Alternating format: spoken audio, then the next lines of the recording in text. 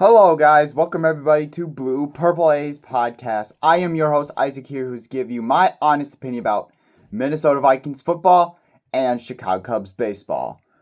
Well, honestly, so now that the schedule is all released, now the OTAs has started. I'm not gonna maybe do some tad bit of news, just interesting stories or whatnot, but interesting stories is some news. The Vikings have basically started their, I believe, their last wave of interviews as far as choosing their GM candidates.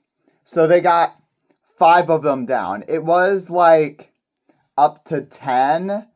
It was up to 10. So now it's now downsized down to 5, which I think will be the last, which it was announced by the Wilf brothers that the next GM will be hired, which either one of these 5 names I'm going to name. And I'll give you my honest opinion about what I think of all these guys. So, and also the crazy thing about this before I get into the names is that reportedly, I heard that Kevin O'Connell, the head coach of the Vikings, he has a say in who the GM is. And that's just crazy to me. A boss that's above Kevin O'Connell, he gets to pick his own boss, which, that's just crazy to me because normally it would just be up to the owner and then just whatever happens, but KOC gets a say in this. I don't know about that. I don't know if I necessarily agree with that, but whatever. It's something, but okay, so the top 5 candidates going into this year is Terrence Gray, the Buffalo Bills assistant GM. He's not bad. He's not bad, I believe. Behind though, Terrence Gray, I would say the Buffalo Bills GM. I don't know their names, but Terrence Gray, he's part of it. I would say not bad. And one guy that I'm a very big fan of is John McKay, the Los Angeles Rams assistant general manager. John McKay, I know basically, but I absolutely like the team that he built, or what he saw that he built from the Rams GM. I absolutely like what I've seen out of him. And also, Nolan Teasley, Seattle Seahawks assistant general manager. He's been all right. I think this would be a good honorable mention GM signing. And also another good honorable mention is Reed Burkhardt from the Denver Broncos. He's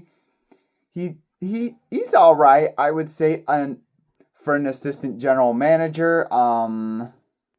So Bo Nix was really one of the big signings. Javonte Williams.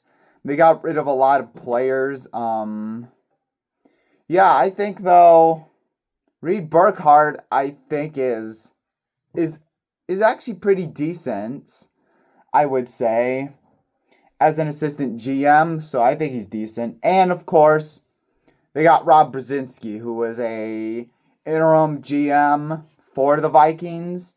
So basically though, so this is their lineup. 5 of them personally though I would go, but I don't really know. If I were to say where the Vikings would go as far as I'm concerned, since Kevin O'Connell has a say in it, I feel like he's gonna go back to 2021 and get and I think he's gonna want John McKay. I think, in my opinion, I think that's where they're gonna go. I think, which I mean, I agree with because, yes, I understand that it only depends on the person, but I think, in my opinion, it should be worth the risk because I'm going to go with the risk that he learned what John McKay learned, what the Rams did in draft and in free agency, how well they've handled those things. So I'm going to say yes with John McKay. And secondly, I would go with Rob Brzezinski as a second option just because of I thought he did a pretty well job in the draft and in free agency. So, and also I would maybe for like a third candidate, I would go with Nolan Teasley.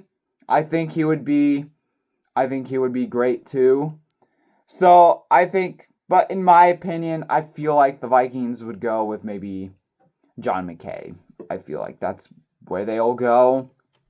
Just because KOC had some history with John McKay in 2020 and 2021 when they won the Super Bowl. So that's my opinion. So let me know, who do you guys want for the GM? Who do you guys want, and who do you think they're gonna hire?